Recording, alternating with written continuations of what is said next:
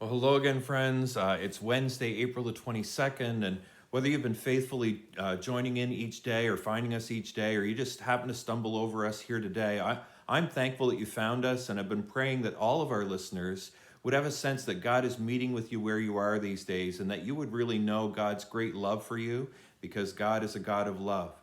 And even as I say that, I know that it's going to seem a bit odd that in our devotions this week from Proverbs chapter 6, we're actually talking about things that God hates, like which is sort of feels like the opposite of what we think about as his nature. That's literally the wording, though, that Solomon uses here. He, in verse 16, speaking as a father to a son, he says to him, "There are 6 things that the Lord hates. No, 7 things he detests," which is actually pretty strong language, isn't it?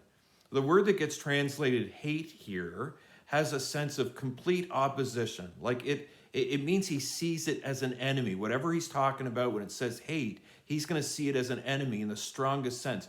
Well, the word that gets translated here as detests suggests more of an utter disgust. It's like an abomination, one translation puts it. It's something that actually repels God. And at first, when a person reads that, it kind of sounds a little bit extreme, like especially when you're talking about God. But when you think about it, it only makes sense that a God who loves extremely would also hate extremely the things that threaten the ones that he loves. And it's never about people. You know, it's interesting. It's always about things. When you read through the list, never about people. God loves people. It's about behaviors. It's about attitudes. Those are the things that you see here. And Solomon shares with us a list of them.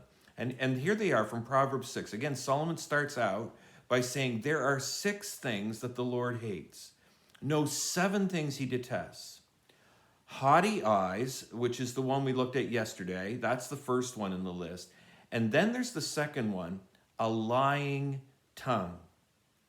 First, he talks about the eyes. Now he's talking about the tongue, a lying tongue. And someone might be thinking, really, God? Like that's what's up there at the top of your list? I mean, lying is bad and all. We teach our children not to lie. But aren't there other things that are going to be a little higher up than that? Which, first of all, Solomon never said this was some sort of an ordered list, you know, in terms of what God hates the most down through to what he hates the least. He just says these are all things that God hates and detests. But then secondly, the Bible tells us, you know, all the way back in Genesis chapter 1, in verse 27 of Genesis chapter 1, that God created human beings in his own image. That in the image of God, he created them. Male and female, he created them, which, let me just say, that blows my mind every time. To think that I am created by God to be a likeness of him. To think that you are created by God to be, and designed by God to be a likeness of him. I find that to be the most amazing thing. But that's why we can think. That's why we can reason. That's why we can love. That's why we can create. And part of the nature of God is also a commitment to truth. In fact, Jesus said, "I am the way, the truth, and the life." It's one of his self-given titles. When Jesus left this world to go back to heaven, he told people he would send to them the Spirit of truth to guide them.